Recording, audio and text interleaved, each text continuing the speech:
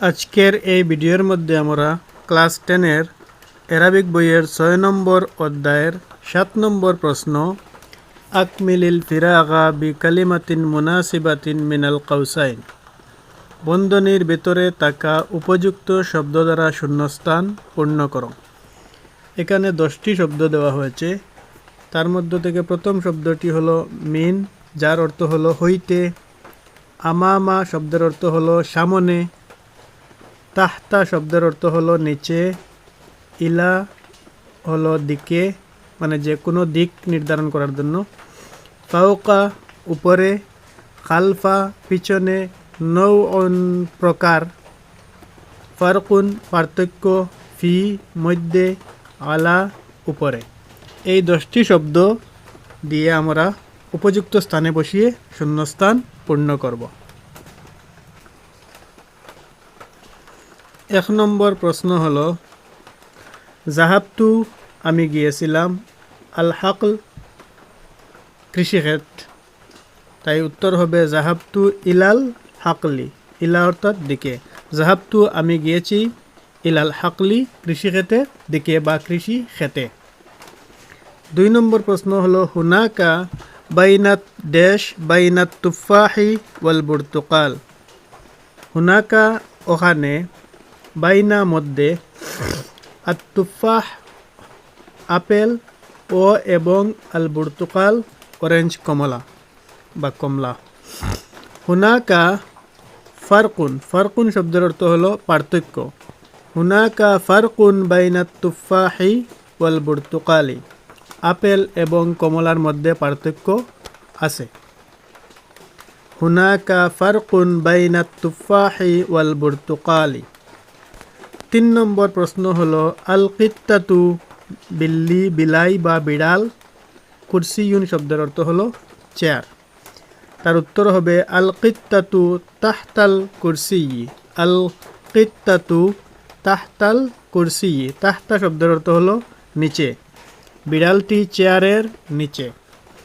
আল কিত্তাতু তাহতাল কুরসিয়ি। 4 নম্বর হলো আল হালিবু ড্যাশ আর সাল্লাজাতি। আল হালিবু শব্দের অর্থ হলো দুধ, আর সাল্লাজাতুন শব্দের অর্থ হলো ফ্রিজ। তার উত্তর হবে আল হালিবু ফিস সাল্লাজাতি। ফি অর্থাৎ মধ্যে, ভিতরে। আল হালিবু ফিস সাল্লাজাতি, দুধ ফ্রিজের মধ্যে। আল হালিবু ফিস সাল্লাজাতি। 5 নম্বর প্রশ্ন হলো আল কিতাবু ড্যাশ আল মিনদাদাতি। আল কিতাবু পুস্তক, আল মিনদাদাতি ডেস্ক। তো ইহার উত্তর হবে আল কিতাবু আলাল মিনদাদাতি। আলা শব্দের অর্থ হলো উপরে। আল কিতাবু আলাল মিনদাদাতি, কিতাব বা বই ডেস্কের উপরে। আল কিতাবু আলাল মিনদাদাতি। 6 নম্বর প্রশ্ন হলো আল মিকনাসাতু। মিকনাসাতু শব্দের অর্থ হলো ঝাড়ু, আর আল বাব শব্দের অর্থ হলো দরজা। আল মিকনাসাতু খালফাল বাবি, ঝাড়ু দরজার পিছনে আছে। আল মিকনাসাতু খালফাল বাবি, ঝাড়ু দরজার পিছনে আছে। আল মিকনাসাতু খালফাল বাবি। 7 নম্বর প্রশ্ন হলো আন নাসু লোকজন বা মানুষ। আল মাকতাবাতি লাইব্রেরি। আন নাসু আমামাল মাকতাবাতি, মানুষ লাইব্রেরির সম্মুখে। এখানে ভিতরে আমরা দিতে পারতাম, কিন্তু ভিতরের অপশন একটি মাত্রই আছে, যা অন্য জায়গায় দেওয়া হয়ে গিয়েছে। আন নাসু আমামাল মাকতাবাতি, মানুষ লাইব্রেরির সামনে বা সম্মুখে। আমামা শব্দের অর্থ হলো সম্মুখে। আল মাকতাবাতু লাইব্রেরি। আর নাস মানুষ। আর নাসু আমামাল মাকতাবাতি, মানুষ বা লোকজন লাইব্রেরির সম্মুখে। 8 নম্বর প্রশ্ন হলো আল আম্বাজু মিনাল ফাকিহাতি। আল আম্বাজু ম্যাঙ্গো, আম, আর আল ফাকিহাতুন শব্দের অর্থ হলো ফল, ফ্রুট। আল আম্বাজু নৌউম মিনাল ফাকিহাতি, আম ফলের এক প্রকার।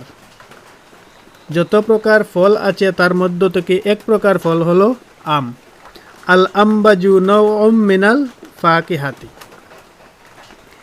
9 নম্বর প্রশ্ন হলো আল উসফুরু শাজারাতি। আল উসফুর পাখি বা ছোট পাখি ড্যাশ আর শাজারাতুন শব্দের অর্থ হলো গাছ। আল উসফুরু শাজারাতি, পাখি গাছের উপরে। আল উসফুরু আলা আলা শাজারাতি, আলা শব্দের অর্থ হলো উপরে। আল উসফুরু আলা শাজারাতি, পাখি গাছের উপরে। 10 নম্বর হলো জাহাবনা আমরা গিয়েছিলাম ড্যাশ আল বয়ত গড়ে ড্যাশ আল মাদ্রাসাতি মাদ্রাসায় বা স্কুলে। জাহাবনা আমরা গিয়েছিলাম মিনাল বয়তি বাড়ি হইতে গড় হইতে ইলাল মাদ্রাসাতি মাদ্রাসা পর্যন্ত বা মাদ্রাসার দিকে। জাহাবনা মিনাল বয়তি ইলাল মাদ্রাসাতি, জাহাবনা মিনাল বয়তি ইলাল মাদ্রাসাতি, আমরা বাড়ি থেকে মাদ্রাসায় গিয়েছিলাম। জাহাবনা মিনাল বাইতি ইলাল মাদ্রাসাতি। আশা করে বুঝতে পেরেছ। দয়া করে ভিডিওটি লাইক, শেয়ার এবং চ্যানেলটি সাবস্ক্রাইব করবেন।